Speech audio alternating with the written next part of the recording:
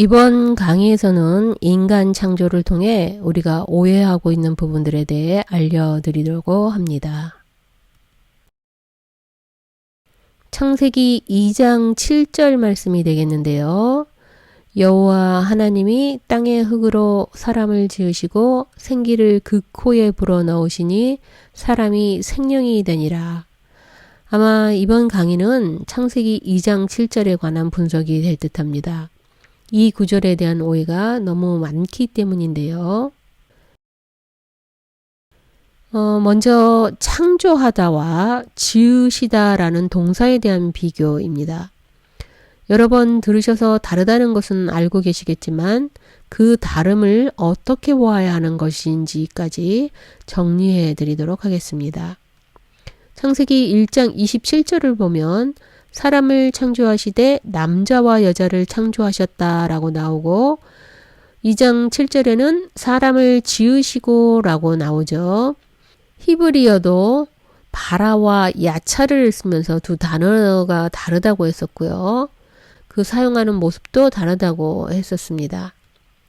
창조라는 바라는 오직 하나님만 사용할 수 있으면서 전 우주적 창조를 관찰하는 모습을 보여주고 지으시다라는 야차르는 모양을 직접 빚는 그런 섬세하고 자상한 인격적인 하나님에 대한 표현이라고 했었는데요.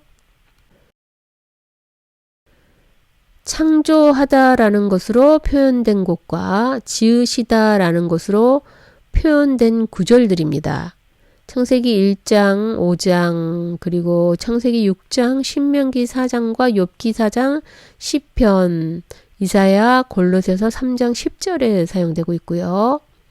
지으시다라는 말씀은 창세기 2장 7절과 말라기, 마태복음 19장, 마가복음 10장 6절에 나옵니다.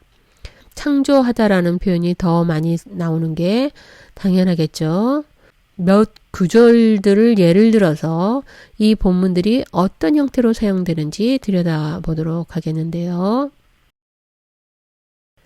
사람을 창조하다라는 단어가 나오는 문장들을 살펴보자면 창세기 5장 1절과 2절에 보시면 하나님의 모양대로 복을 주시고 라는 말이 나오고 있고요.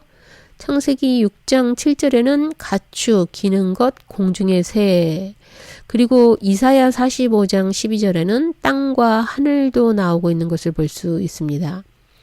그러니까 지금 나오는 본문들은 창세기 1장에서 보여준 그림과 별반 다르지 않는 부분들에는 인간을 창조하다라는 단어를 사용하고 있다는 것이죠. 이번에는 지으시다를 살펴보겠는데요. 말라기, 마태복음, 마가복음을 보시면 창세기 2장에서 보여준 남자와 여자를 지으시고 한 몸이 된다 이런 내용들이 나오고 있죠. 독처하는 것이 좋지 않아 남자와 여자를 만드신 그런 모습들이 그려지는 것입니다.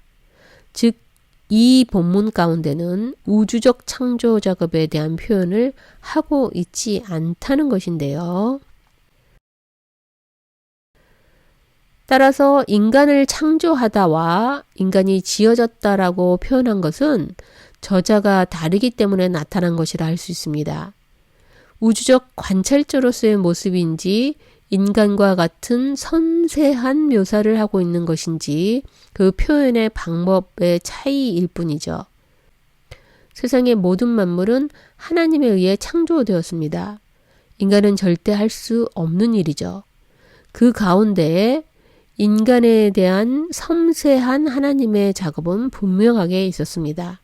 따라서 창조라는 큰 그림을 확대경으로 들여다본 세밀한 인간 작업으로 이해하시면 됩니다.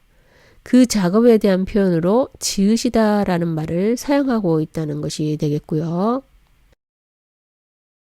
이번에는 창조 순서에 대한 부분을 살펴보겠는데요. 이미 창조 순서가 다르다는 부분에 대해 알고 계실 것 같고요. 남자와 여자가 동시에 창조된 것인지 따로 창조된 것인지에 대한 부분을 정리해 드리겠습니다. 창세기 1장에서는 남자와 여자를 동시에 창조된 것처럼 말하고 있었죠. 그런데 창세기 2장에서는 7절에 사람이 지어졌고 이것이 아담이 되겠고요. 19절에 짐승과 새를 지으셨고 22절에 가서 여자를 만드십니다. 그러니까 아담 다음에 동물 그리고 여자 순으로 만들어진 것처럼 말한다는 것이죠. 이 장은 남자가 완전히 만들어지고 난 뒤에 여자가 만들어진 것으로 말한다는 것입니다. 창세기 2장 19절에서 흙으로 각종 들짐승과 공중의 각종 새를 지으시고 아담이 무엇이라고 부르나 보시려고 그것들을 그에게로 이끌어 가시니라는 이 부분을 보면 이미 아담은 만들어져 있었고 그 다음에 동물들을 만들고 그들을 아담에게로 데려간 것처럼 보입니다. 그러나 영어 버전으로 보시면 had formed out이라고 과거 완료형 시제를 통해 이미 동물들은 만들어져 있었고 단지 이름만 붙이는 것으로 보여진다는 것이죠. 동물 창조의 부분은 해결되었다고 할지라도 창세기 2장 22절을 통해 보면 여자가 남자보다 나중에 만들어진 것은 확실한 것 같은데요. 그렇다면 이 부분을 어떻게 보아야 할까요? 남자와 여자는 동시에 창조되었을까요? 아니면 남자가 지어준 후에 여자가 만들어졌을까요? 이 문제를 해결하기 위해서 다시 창세기 1장 27절 말씀을 가져와야 합니다. 보시면 이 구조를 통해 인간 창조의 순서를 말하려고 하는 것이 아니라는 것을 알 수 있는데요. 동시에 창조되었다고 말하고 있지 않다는 것이죠. 남자와 여자도 창조되었다는 정보만을 주고 있을 뿐입니다. 하나님께서 인간을 창조하셨을 때 부분을 확대해서 설명해 주는 것이 창세기 2장인 것이죠.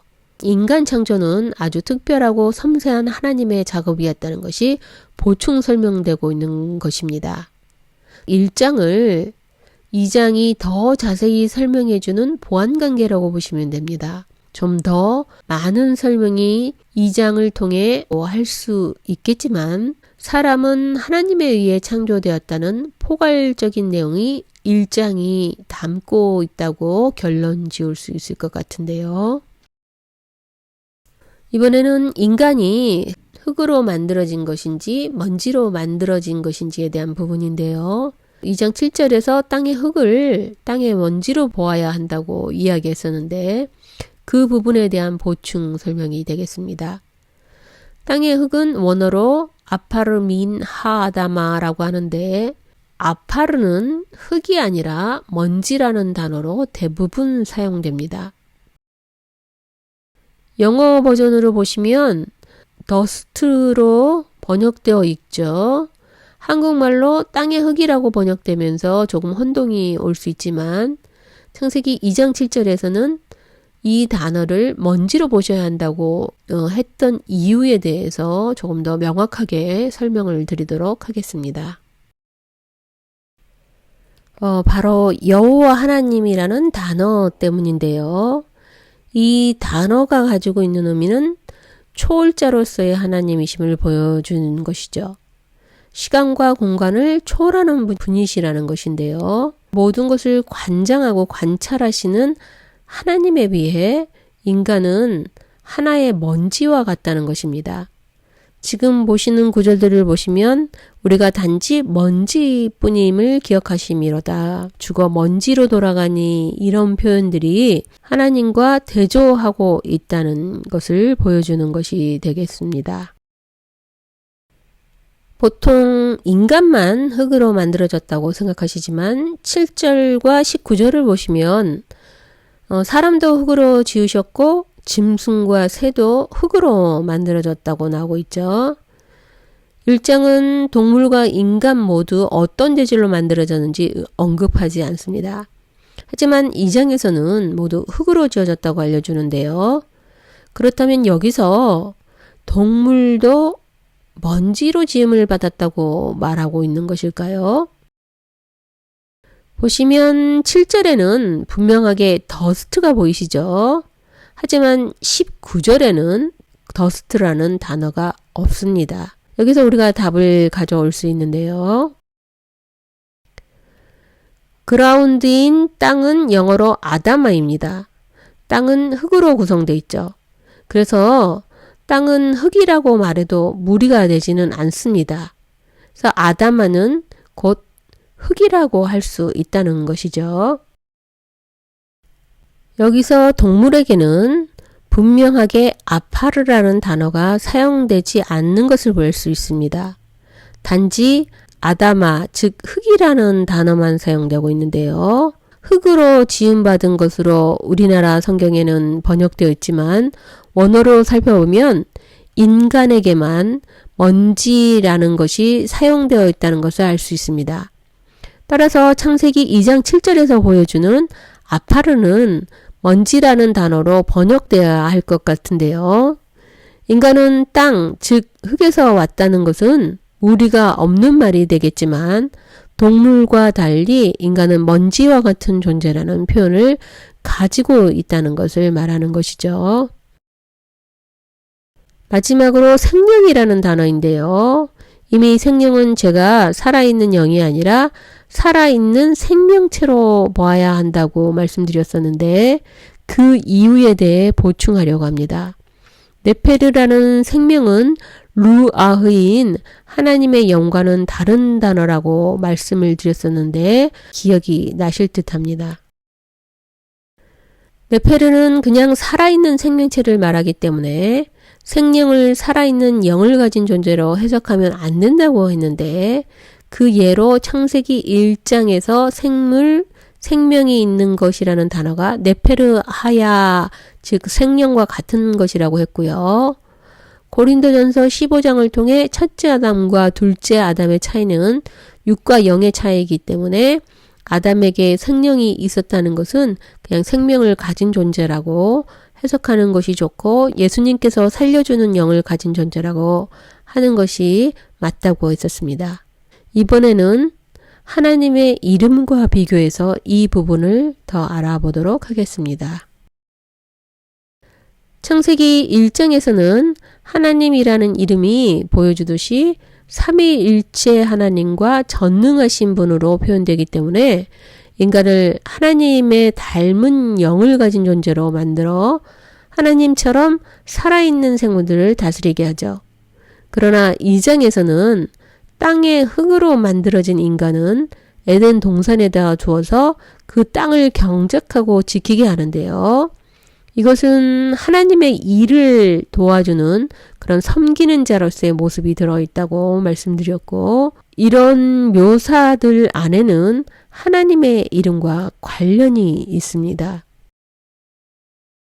1장과 2장에서의 인간 창조에는 서로 다른 의미가 들어있는데 창세기 1장은 하나님이라는 호칭을 사용하면서 우주적 창조를 보여주죠. 그리고 인간에게 하나님의 대리자로서의 역할을 주시면서 동물을 다스릴 권한을 보여줍니다. 즉 하나님의 형상과 모양을 가진 하나님을 닮은 존재로 묘사하고 있죠. 이것은 영을 가진 존재라는 것을 강조하는 표현이 되는 것이고요. 그렇지만 2장에서는 여호와 하나님이라는 호칭을 사용하면서 초월적인 존재로 하나님을 강조하는데요. 시간과 공간을 초월한 존재이기 때문에 땅으로 직접 와서 인간과 함께 하면서 육적인 친밀감을 갖는 관계를 보여주는데요. 손으로 직접 빚으시고 코에 생기를 직접 불어넣고 또 독초하는 것을 좋지 않게 보는 등 인간과 아주 밀접하고 관계를 가지고 있는 모습을 보여줍니다.